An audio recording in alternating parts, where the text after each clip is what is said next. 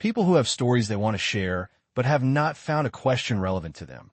What are your stories? When I, female 44, was 18 years old, I was traveling alone from the U.S. to visit my parents who lived in Russia. My connecting flight in a super rough city in the U.S. got canceled. I can't remember exactly what happened, but I believe there was a weather issue and all flights were grounded. It was very late at night. I was young and naive and had no idea what to do, so I just stood in the airport looking lost and trying not to cry. A gentleman in a suit, probably in his mid to late 20s, possibly early 30s, noticed me looking distraught and realized it was because I was going to be stranded at the airport. He offered to help me find a hotel. He said he was on the phone with his travel agent and managed to find 2 rooms. Then he offered to share a cab with me. Looking back, it was so dangerous, but I got into the cab with this stranger and went to the motel. I had no cash, and this was before cabs took credit cards and before Uber. When we got to the hotel, I tried to figure out a way to use my credit card to pay, but he just paid for the cab. The motel was a total shithole in a rough area,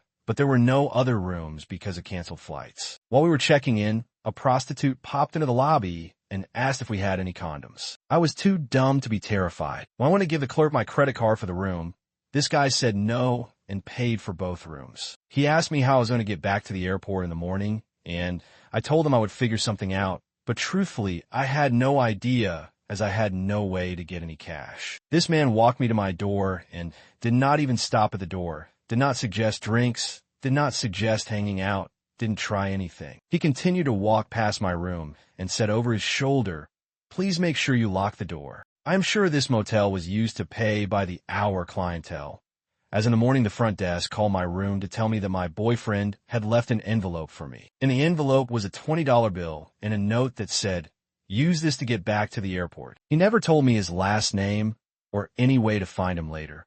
He expected nothing from me. I have no idea who that man was, but I wish I could find him and thank him. Thinking about this story has restored my faith in humanity many times in my life. What a good human. If this man is found, he will remember the city we were stuck in.